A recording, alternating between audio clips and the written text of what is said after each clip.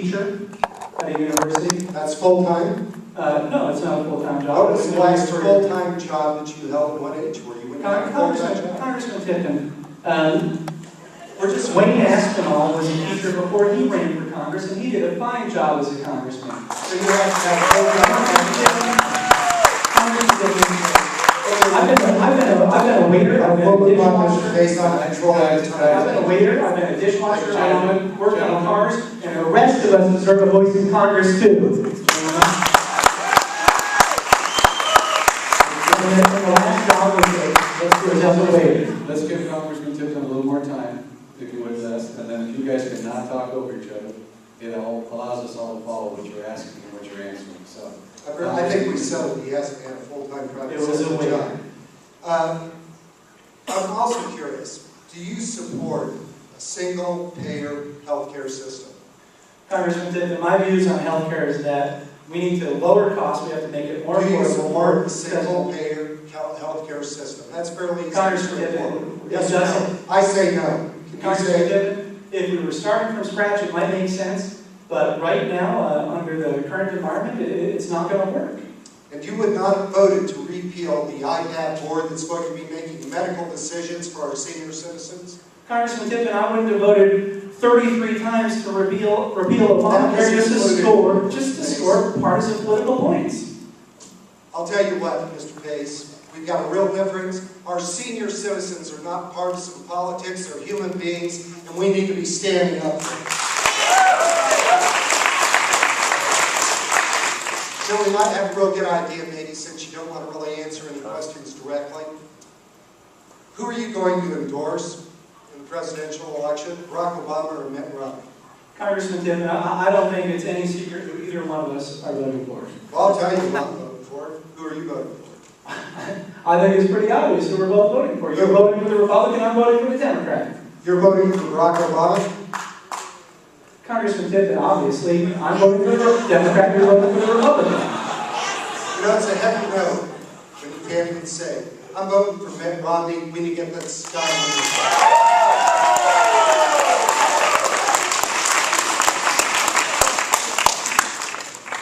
moving. Okay, now we're in the final stage. Thank goodness. Closing remarks, 2 minutes each. The order will be Sal, Scott, and Ms. Cassidy. Sal? Thank you, Tim. Thank you, Mesa. Thank you to Club 20. This is an opportunity I never would have imagined I would have the opportunity of representing this district, let alone being a candidate as the son of a mechanic and the youngest of 9 kids. It would have been impossible to think of as a kid growing up that I'd have this opportunity. There is a lot we agree on.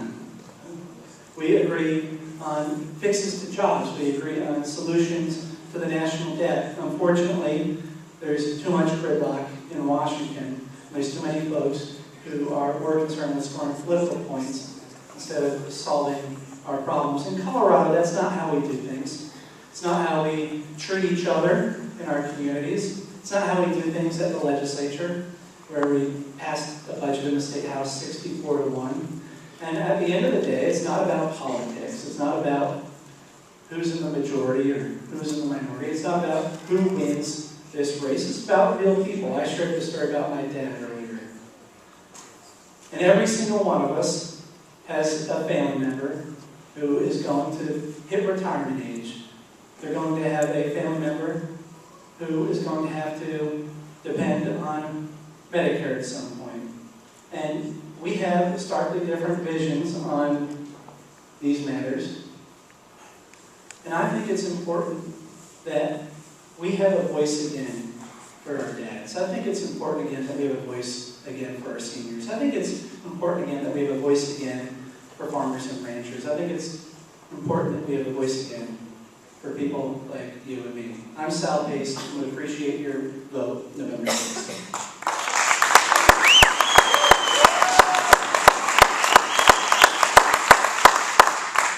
Scott? I'd like to thank all of you for taking the time to be here. This is a crossroads election for this nation. We do have a choice between two paths.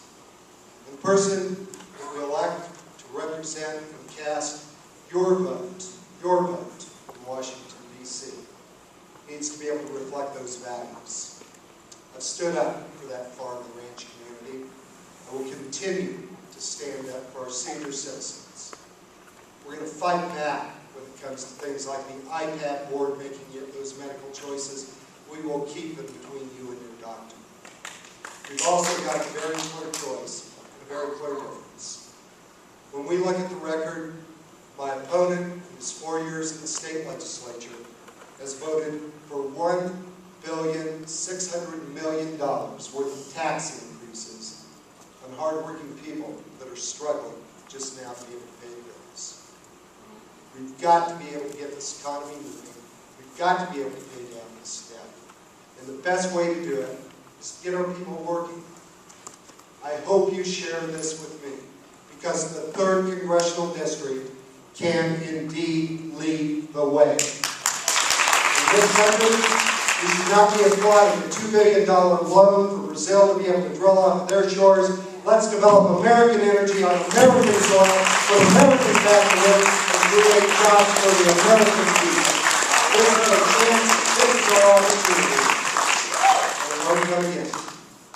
Once we cross that threshold, that tipping point of debt, we as a nation may not well be able to survive. This is our opportunity to pick up those reins once again, to be able to guide our own future and not have the federal government Time. of the United States future.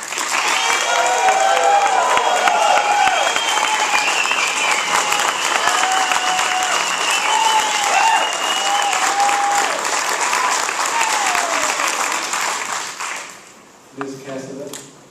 I want to thank all of you for coming this evening, and I want to thank Club 20 and the university for allowing me the opportunity to be a voice.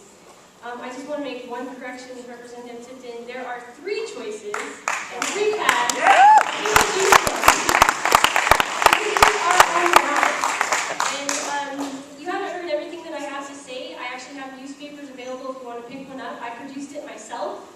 I wrote every article in there except for one. I actually did the graphic design. That's what I do for a living. So pick one up. You can kind of see what I'm about and what I'm trying to do. I'd like to encourage all of you to exercise your civic duty. There are some young faces in the audience. It's incredibly encouraging, and regardless of what political party affiliation you are, I would encourage all of you to try and mentor in this next generation. There's a lot of good young people that are trying to do good things for our country. And don't prejudge them based on what their affiliation is. Instead, embrace them for their youth and embrace them for what they're trying to do, because they are the future. I'm a marketer, so I'm going to give out all of our websites. Sal Pays is paysforcolorado.com. Representative Tipton's is votetipton.com, and mine is casida2012.com. And I ask you to go to those and again vet your candidates and look for who's going to have the most integrity for you in Washington, D.C. To my knowledge, I am the only candidate that has signed the voluntary U.S. House Term Limits Declaration. I am term limiting myself to 6 years. I do not want to be a politician. I want to be a statesman. I want to represent you, and I want to come back into my community, continue to grow my business, and actually use my real estate license. So thank you so much again for this opportunity.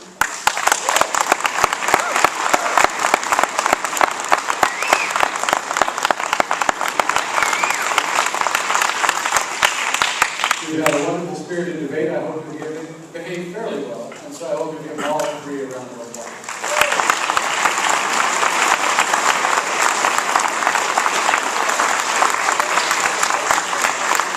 Thank you all for being here this weekend. Have a great evening.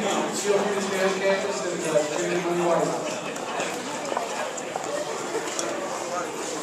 Well, it was almost beside the usual first start.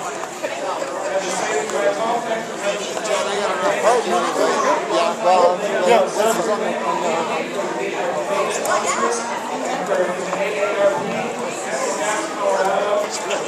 well,